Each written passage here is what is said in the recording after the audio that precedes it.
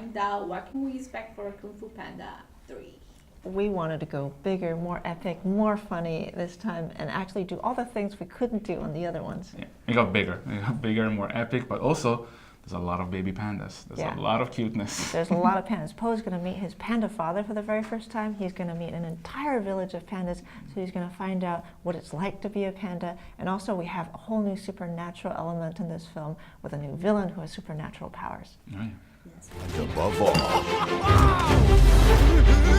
be ready for anything.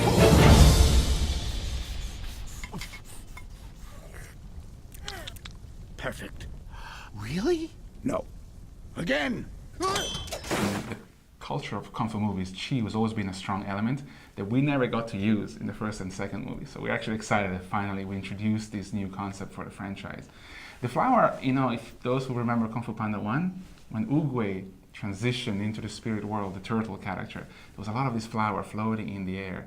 And somehow that was associated with being enlightened and becoming your ultimate self. And somehow this cinematic motif is sprinkled throughout this whole movie because, spoiler alert, Oogway might come back in this movie.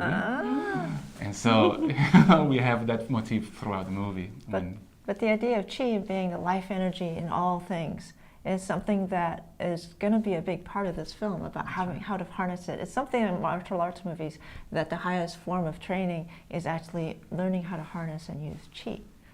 So it's quite a huge next step for Po. For those of you who might know from the trailer, Po does get to become the teacher this time. So there's a lot to be tying with about giving Chi, giving your own Chi, teaching Kung Fu. So it's a lot of intertwined theme in the movie. Mei Mei is a fun new female panda. So she is the first girl panda Po has ever met. So that creates a lot of awkwardness. Always confused. Yeah, and she's this big, bombastic, confident ribbon dancer in the panda village, and she's played by Kate Hudson, who's super fun, super energetic, so confident. Yeah, and it was so much fun because she is hilarious. But the problem is, she cracks herself up too. So every time she records a line, she starts laughing. There's one line where the character says, "Get ready to dance with danger." And she couldn't keep a straight face. And we were having so much fun. And our editor, Claire Knight, she had to figure out a way to overlap other pandas laughing on top so we could use those takes. Yeah, because it's such a great performance. So wonderful.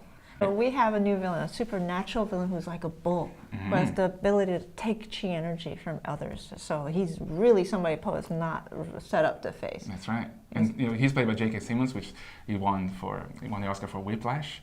And it's funny because people are familiar with how intimidating he can be, but it's surprising in how much comedy he can infuse in the character. Because we created the character to be a little bit insecure, a little bit threatened, and when J.K. Simmons went there, it became hilarious. He has some of the funniest moments in the movie, and that's not. There's a lot of jokes in the movie, but he actually has some zingers in it. Absolutely. Which in a way makes the villain even more formidable because he becomes relatable. People understand why he's bad instead of just being a flat, bad character. One of the things that people love about Po is that he never stops growing. He never stops becoming better and better. And this whole series of films is about trying to find your best self. And in this film, Po has achieved many great things, but she was going to tell him at the beginning, if you only do what you can do, you'll never be more than you are now. So people have to go outside their comfort zone and risk that feeling of insecurity and failure in order to finally achieve where their truly, truly fullest potential could be. Yeah, because I met with a lot of kids that what they love about this movie is that the universal theme of truly becoming your best self without letting go of who you really are. Yeah. And in this movie, we kind of expanded the concept even more because Po gets a chance to help others go through the same growth. In the first movie, he felt like he had to become a master, he had to lose weight, he had to become perfect, but he didn't. He just had to believe in himself and remaining his goofball, silly self. And this movie, Po gets to help others with the same message. So hopefully the kids will appreciate that even more. Thank you so much. Thank you. Thank you for your time. But next January, nothing can prepare him for his greatest challenge yet. Who are you? I'm Li Shan. I'm looking for my son. You lost your son? Yes. Many years ago. I lost my father. I'm very sorry. Thank you. Well, good luck to you. You too. I hope you find your son.